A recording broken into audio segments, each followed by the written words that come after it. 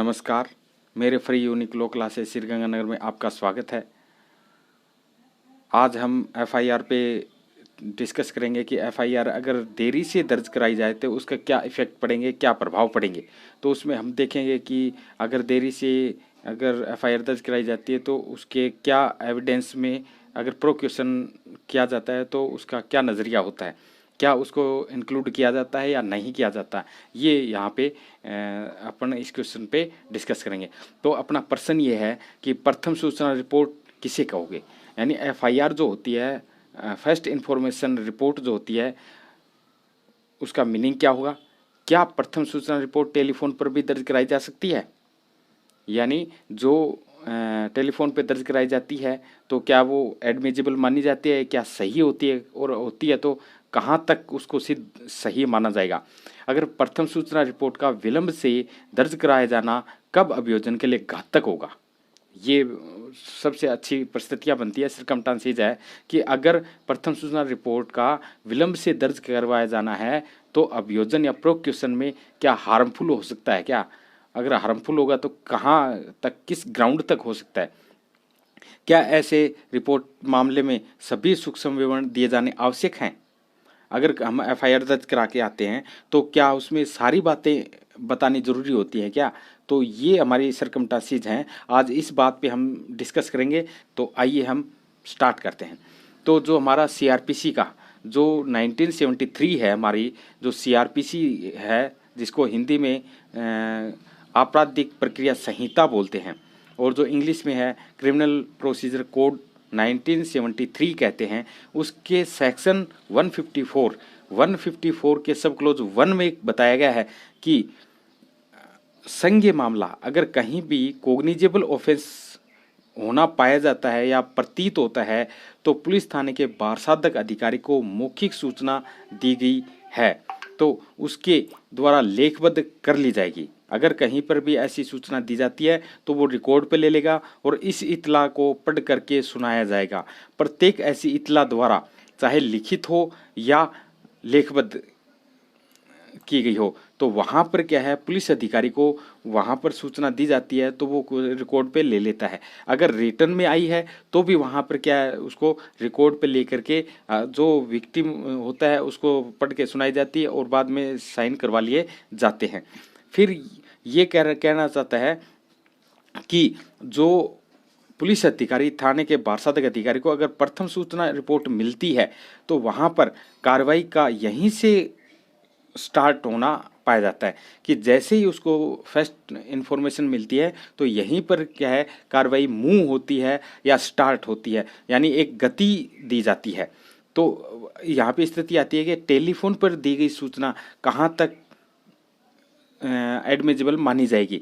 तो एक केस आया था सुरजीत सरकार बनाम पश्चिम बंगाल राज्य का, सुरजीत सरकार बनाम पश्चिम बंगाल राज्य का जो एक मामला आया था उसमें कहा गया था कि जो सेक्शन 154 का सब क्लोज 1 है उसमें ये कहा गया है कि अगर हम उसको पढ़ते हैं, सब क्लोज 1 को पढ़ते हैं तो वहाँ पर क्या है, पुलिस थाने के बारसाध अधिकारी को मौखिक सूचना के रूप में दी गई सूचना एफआईआर मानी जाती है, एफआईआर माने जाते हैं। परंतु प्रोवाइडेड कहता है कि इसके अलावा कुछ प्रक्रियात्मक औपचारिकताएं अपेक्षित हैं। वहाँ पे क्या है, कुछ जो प्रोसीजरल होता है, प्रोसीजर करना बहुत ज़रूरी होता है, उस प्रोसीजर की नीड होती है। अगर वो प्रोसीजर पूरा नहीं होता है तो एफआईआर पूरी नहीं मानी जाएगी। जैसे एक तो लेखबद्ध करना, वहाँ पे रिकॉर्ड पे लेना, दूसरा सूचना को पढ़ करके सुनाया जाना और तीसरा साइन होना। जब एफआईआर दर्ज होती है तो उसमें 3 मुख्य बातें देखी जाती हैं। एक तो रिकॉर्ड पे ली जाएगी, सेकंड उसको जब विक्टिम होता है उसको पढ़ करके सुनाया जाएगा, थर्ड होता है उस पर विक्टिम के साइन करवाए जाते हैं। ये 3 होते हैं। लेकिन ये जो टेलीफोन पर जो सूचना दी जाती है इनमें तीनों ग्राउंड नहीं पाए जाते हैं, इसलिए कहा जाता है कि टेलीफोन पे दी गई सूचना वैलिड नहीं हो सकती। तो आगे और हम देखते हैं कि कहाँ तक वैलिड होगी। टेलीफोनिक इत्तला के मामले जो किसी अज्ञात व्यक्ति के द्वारा, अगर अननोन पर्सन कोई इन्फॉर्मेशन टेलीफोन के द्वारा देता है तो वो कहता है तो उसके लिए भी ये प्रोसीजर अपनाना ज़रूरी होता है, ये अपेक्षित पाया जाता है कि ये प्रोसीजर की जो कंडीशन है वो पूरी होनी चाहिए, फिलफुल होनी चाहिए। लेकिन किसी अज्ञात व्यक्ति द्वारा केवल यह इतला कि अमुक स्थान पे कोई व्यक्ति मरा पड़ा है, अगर किसी व्यक्ति ने सूचना दी कि किसी स्थान के ऊपर कोई व्यक्ति क्या है मरा पड़ा है, तो ये जो सूचना है वो एफआईआर नहीं मानी जा सकती, क्योंकि इसमें अस्पष्ट बातें हैं, यानी पूरी बात क्लियर नहीं हुई कि किसी व्यक्ति ने कहा कि फलानी जगह कोई व्यक्ति मरा पड़ा है, तो इसको एफआईआर में इंक्लूड नहीं किया गया। कि जो सुरजीत सरकार वर्सेज पश्चिम बंगाल राज्य में इसको एफआईआर नहीं माना गया, क्योंकि जिसका व्याख्यान करना होता है वो क्रिप्टिक अत्यंत कठिन होता है। क्रिप्टिक का मतलब जब उसको इंटरप्रिटेशन करना कठिन हो तो उसको एफआईआर में नहीं इंक्लूड किया जा सकता। इसी प्रकार से एक धनंजय का मामला आया था, धनंजय चटर्जी वर्सेस पश्चिम बंगाल। धनंजय वर्सेस चटर्जी बनाम पश्चिम बंगाल राज्य 1994 का में भी इसको क्या है एफआईआर नहीं माना गया था। और एक तपिंदर सिंह बनाम पंजाब राज्य AIR 1970, यानी इसमें भी क्या एफआईआर को नहीं माना गया था। यानी टेलीफोनिक जो सूचना होती है उसको एफआईआर नहीं माना गया था। एक तो क्या है सुरजीत का मामला, दूसरा धनंजय का मामला और तीसरा है तपिंदर का मामला। इन तीनों मामलों में क्या ये कहा गया था कि जो एफआईआर है टेलीफोनिक जो दी जाती है तो उसको एफआईआर नहीं माना गया। फिर इसमें देखो, यानी ये देता है कि इस जो एफआईआर विलंब से अगर देरी से दर्ज कराई जाती है तो उसके क्या प्रभाव पड़ेंगे, क्या इफेक्ट पड़ेंगे।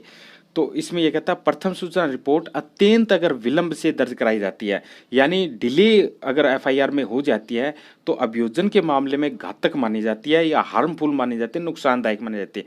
यदि प्रथम सूचना रिपोर्ट के विलंब से दर्ज कराए जाने का संतोषजनक या युक्तियुक्त है, अगर एप्रोप्रिएट और रीजनेबल कारण स्पष्ट नहीं करता है तो अभियोजन के मामले में घातक नहीं होगी। यानी अगर वहाँ पे रीजनेबल एप्रोप्रिएट कारण बता देता है तब तो हार्मफुल नहीं मानी जाएगी, अन्यथा नुकसानदायक हो सकती है। इस संबंध में सुप्रीम कोर्ट के कुछ केसेज आए हैं, लेट डाउन किए गए हैं। उसमें केस में एक आया था ब्रजेश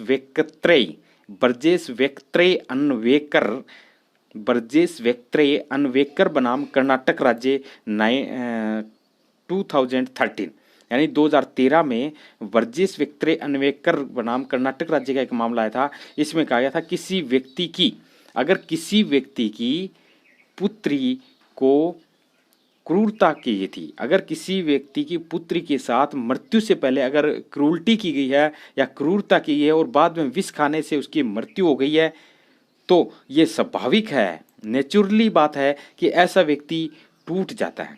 ऐसा व्यक्ति क्या, यानी एक तरीके से अंदर से टूट जाता है, रिकवर होने में उसे समय लगता है, यानी उसको रिकवर होने में समय लगता है। ऐसी परिस्थितियों में मात्र अगर 6 घंटे देरी भी हो जाती है ना, तो प्राथमिक सूचना दर्ज कराया जाना अभियोजन के मामले में घातक नहीं माना जाएगा। ये कहना चाहता है कि ऐसी परिस्थितियों में अगर 6 घंटे की देरी भी होगी ना तो कोई नुकसानदायक नहीं है।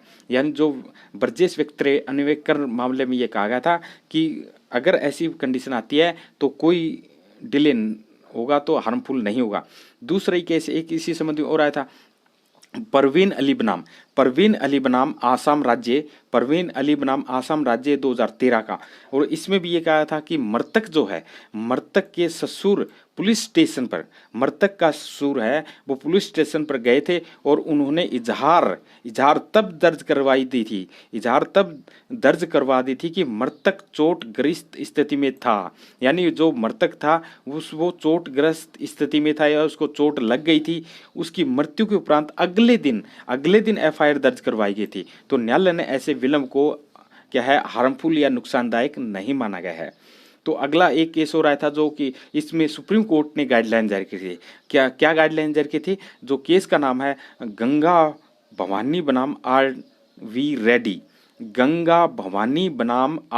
रेड्डी एफआईआर 2013, यानी गंगा भवानी बनाम आर.वी. रेड्डी AIR 2013। इसमें सुप्रीम कोर्ट ने गाइडलाइन जारी की थी कि गाइडलाइन में कहा था कि अभियोजन के मामले को केवल मात्र इस आधार पे अस्वीकार नहीं किया जा सकता, जो प्रोक्यूशन जो होता है उसके मामले पे इसलिए या इस ग्राउंड पे उसको डिनाई नहीं किया जा सकता कि प्रथम सूचना रिपोर्ट दर्ज करवाए जाना विलंब हुआ है।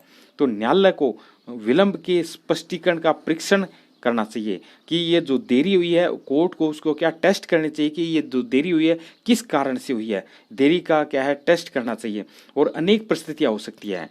इस केस में ये गाइडलाइन जारी की थी कि डिले होने के अनेक कारण हो सकते हैं। नंबर 1 यानी पर्टिकुलर या विशेषतः क्या कारण हो सकते हैं, पीड़ितों की संख्या, पहला जो ग्राउंड है वो पीड़ितों की संख्या हो सकता है। फिर घटनास्थल का वातावरण हो सकता है। फिर घटना के उपरांत कार्रवाई में परिवादी का भय, यानी ये बहुत ही इंपॉर्टेंट है। यानी तीनों जो ग्राउंड है कि डिले हो सकती है, डिले होने का क्या क्या कारण हो सकता है, पीड़ितों की संख्या, दूसरा घटनास्थल का वातावरण, और जैसे ही घटना घटित हो गई उसके बाद जो परिवादी है उसको भय, यानी परिवादी का भय।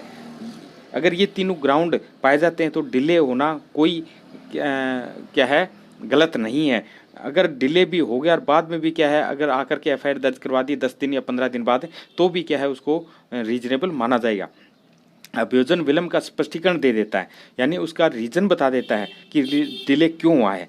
न्यायालय को अभियोजन के मामले में केवल इसी आधार पे अस्वीकार नहीं कर देना चाहिए कि यदि अयुक्तियुक्त एवं ऐसा विलंब जो जिसका कारण स्पष्टीकरण नहीं है था तो वह अभियोजन के मामले में घातक हो सकता है। यानी रीजनेबल और अप्रोप्रिएट कारण नहीं है तो घातक हो सकता है, अन्यथा अगर रीजनेबल ग्राउंड है तो घातक नहीं होगा। ये यहाँ पे हमें ध्यान रखना है। फिर कहता है कि जो एफआईआर दर्ज करवाई जाती है उसमें कौन कौन सी बातें आवश्यक देनी होती हैं, किन किन बातों का लिखवाया जाना बहुत ज़रूरी है। तो इसमें अपने को ये बात रखनी है, क्या प्रथम सूचना रिपोर्ट में संपूर्ण विवरण दिया जाना आवश्यक है या मैडेंट्री है। तो एक जो केस आया था गंगा भवानी बनाम आरवी रेड्डी एआर 2013 एंड 2013, इसमें कहा स्पष्ट किया गया था, क्लियर कर दिया गया था कि एफआईआर सभी तथ्यों का एनसाइक्लोपीडिया नहीं है। एफआईआर है सभी मामलों का एनसाइक्लोपीडिया नहीं है। जहां बहुत सारे अभियुक्त हों, अगर जहां पे मैनर अक्यूज्ड हैं या बहुत सारे या कई अगर अक्यूज्ड पाए जाते हैं तो वहाँ प्राकृतिक है कि सभी के नाम विवरण या सभी की डिटेल एफआईआर में दी जाए, ये नामुमकिन होता है। तो गंगा भवानी बनाम आरवी रेड्डी में क्लियर कर दिया गया था कि सारे अभियुक्तों का नाम देना कोई आवश्यक नहीं होता है। सेकंड, यूपी राज्य बनाम मुनीस एआर 2013 का मामला आया था।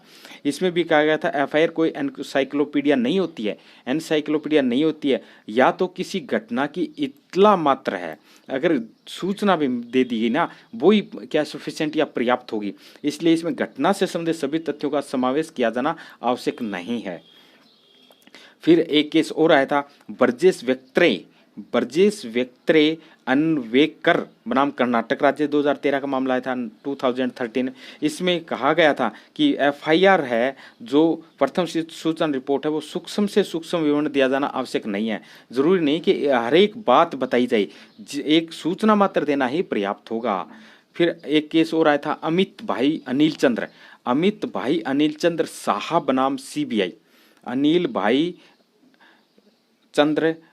चंद्र साहब नाम सीबीआई 2013 का। इसमें बहुत अच्छी बात कही थी, बहुत अच्छी एफआईआर से संबंधित बात की गई थी। क्या कही गई थी कि द्वितीय एफआईआर प्रतिप्रिवाद का मतलब है क्रॉस कंप्लेंट या काउंटर कंप्लेंट, यानी क्रॉस कंप्लेंट या काउंटर कंप्लेंट के रूप में हो तो इसे दर्ज करवाया जा सकता है। ये सामान्य नियम या जनरल रूल होगा। उसी अपराध या घटना के विषय में अगर द्वितीय एफआईआर नहीं हो सकती है।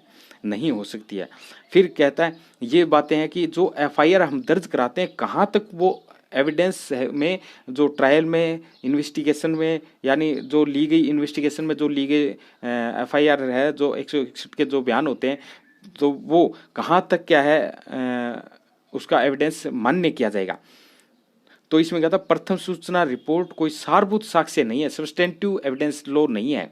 जो एफआईआर में जो बातें बताई गई है वो क्या है, सब्सटेंटिव या सारभूत साक्ष्य नहीं माना गया। इसके आधार पर किसी अभियुक्त को दोष सिद्ध नहीं किया जा सकता।